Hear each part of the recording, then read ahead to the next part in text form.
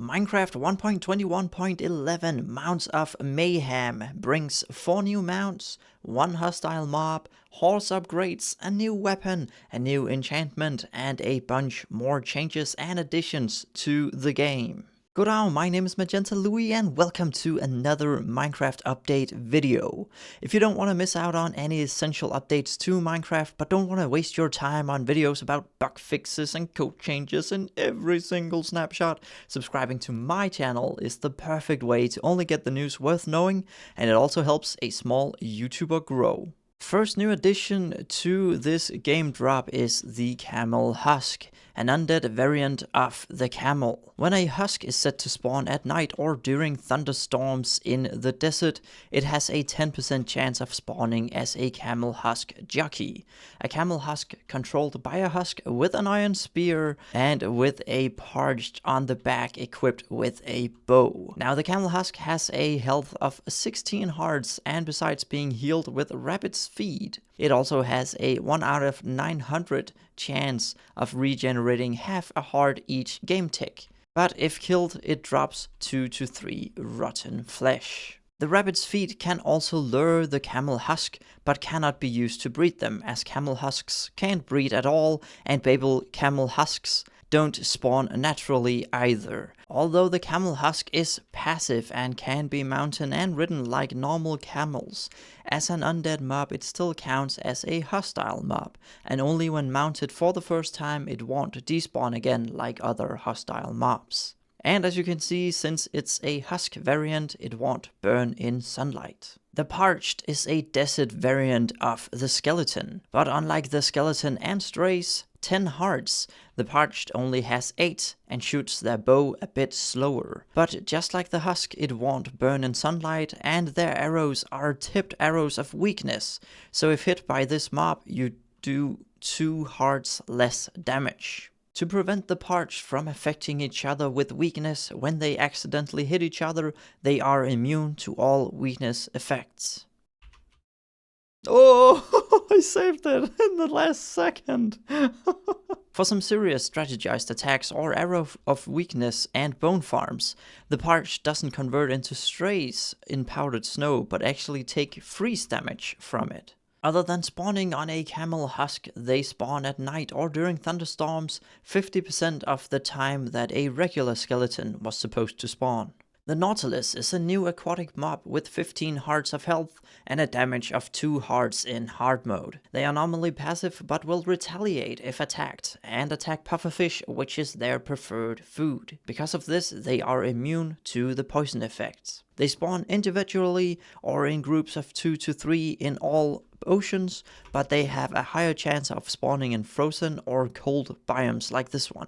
They sometimes drop a Nautilus shell when killed, but they can also be used for underwater transportation. They can be lured, tamed, and bred with pufferfish or buckets of pufferfish, and it can be healed with all kinds of uncooked and cooked fish. The pufferfish like this will only heal 1 heart, while a cooked salmon heals 6 hearts on the Nautilus. When tamed, it can be mounted and controlled by equipping it with a saddle.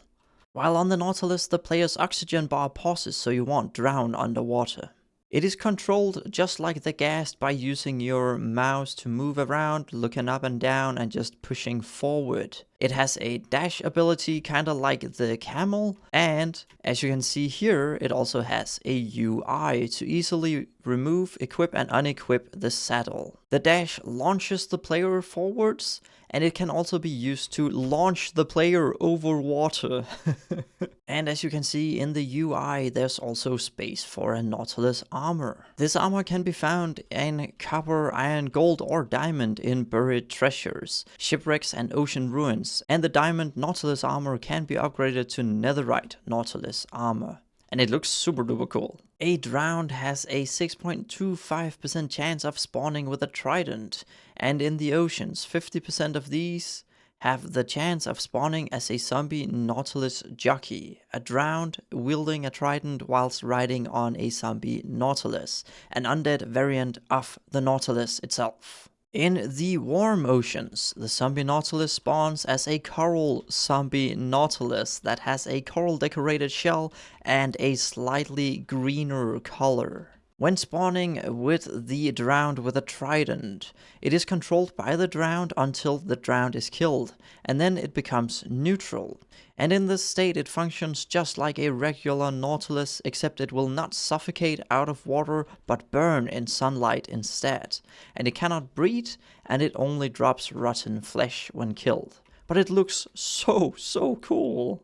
The zombie horse finally makes it into survival Minecraft, spawning in plains and savanna biomes as part of the zombie horsemen, a zombie wielding an iron spear whilst riding a zombie horse. It has a darker and more detailed texture now than before, and is just like the zombie Nautilus, first counted as a hostile mob while being controlled by its rider. When the zombie is killed though, the zombie horse becomes passive and won't despawn if tamed. It will burn in sunlight, and if killed it drops 2 to 3 rotten flesh. It can be lured and healed with the red mushroom, and if equipped with horse armor, as you can see here, it won't burn in sunlight. Like the Camel Husk, it has a chance of healing half a heart every game tick, and it only takes fall damage if falling more than 6 blocks, and even then it only takes half the damage,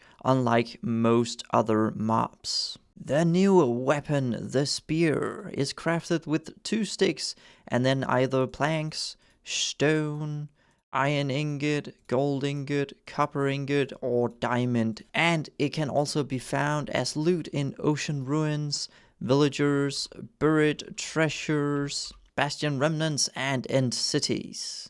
And the diamond spear can of course be upgraded to a netherite spear. The spear can attack multiple targets at the same time, and as you can see here, it has a very different range.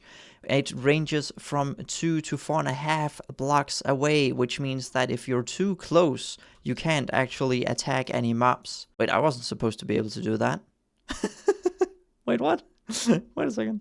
So if it's within 2 blocks, you won't be able to hit your target. The spear has 2 attacks, and the first one is a simple jab attack that does up to 2.5 hearts of damage. That does up to 2.5 hearts of damage. The other attack is a charge attack, which damage is calculated based on time of charge and the speed of the attacker and the target. In this attack, the spear will first be engaged, also inflicting knockback and dismounting targets from mounts. After a bit of time, the spear becomes tired and only has the ability to inflict knockback. Once again, the spear lowers and becomes disengaged, only doing damage before it finally falls completely down and the charge attack is done. If sprinting towards a not moving target with a netherite spear, it does 3.5 hearts of damage. And if flying with an elytra boosted by firework rockets, it does at least 20.5 hearts of damage, depending on the movement speed of the target as well.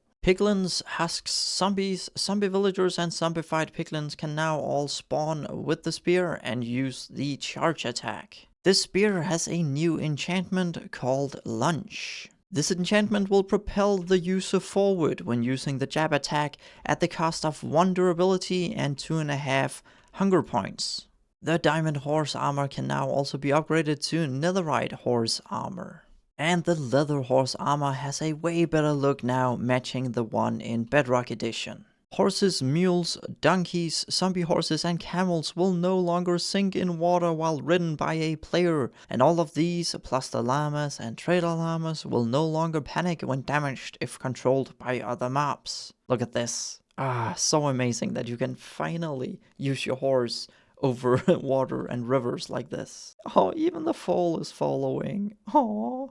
Items will no longer bop whenever durability changes, including when repaired by mending. Previously, flying with an elytra through vines would stop your flight, but now, as you can see, I went right through it. We also got a few new cool options. Firstly, the computers that can handle it get the ability to adjust anisotropic filtering, which improves the look of blocks in the distance or viewed at an angle.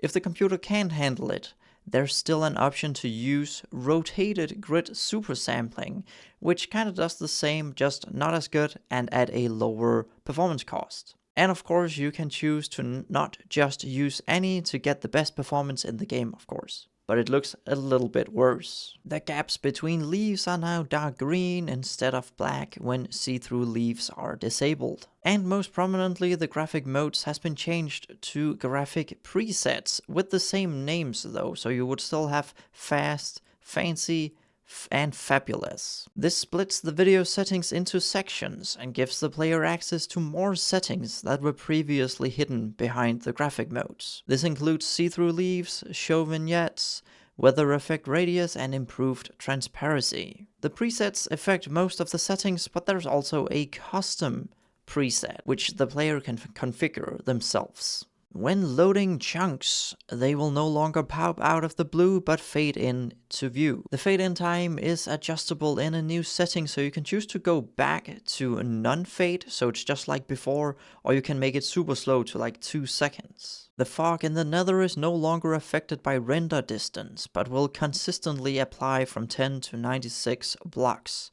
Clouds are now tied to world time and not player time, so they're identical to all players in a multiplayer world. Spawn eggs are now sorted thematically in creative mode based on mob types. Speaking of spawn eggs, the zombie horse egg is of course updated to match the updated skin of the zombie horse. And of course there's spawn eggs for all of the game drops new mobs. To celebrate Halloween, bats would spawn more frequently and in higher light levels between October the 20th and November the 3rd, but that has now been removed again. I'm guessing only a few people noticed this, while the extra bats only caused trouble and lower performance, whilst also not being that fun of a change, like the pumpkin wearing hostile mobs. We got a new command called stopwatch that adds a stopwatch that will track the real time in your Minecraft world, and of course you can restart it, you can remove it, and you can of course also ask how long it's been running. So I've created one that is called Minecraft 1, so I type in stopwatch query and Minecraft 1, and as you can see it's now been running for 61 seconds. All the game rule commands have changed format, with some of them changing names a bit. And for an example, do daylight cycle and do weather cycle are now named advance time and advance weather. Finally, we got a few new splash texts. Music by Hyper Potions is a nod to the band that made the Steve's Lava Chicken remix on the music disc. And One Does Not Simply Walk to the Far Lands is a celebration of Kurt J-Mag that completed a fully recorded 14 years walk to the Far Lands, donating a ton of money to charities on the journey. And that was everything new in Minecraft Mounts of Mayhem. I hope you found this video useful, and if you did, then do please leave a like on this video and maybe even subscribe if you haven't done so already. With all that out of the way, thank you so much for watching, and I'll see you next time.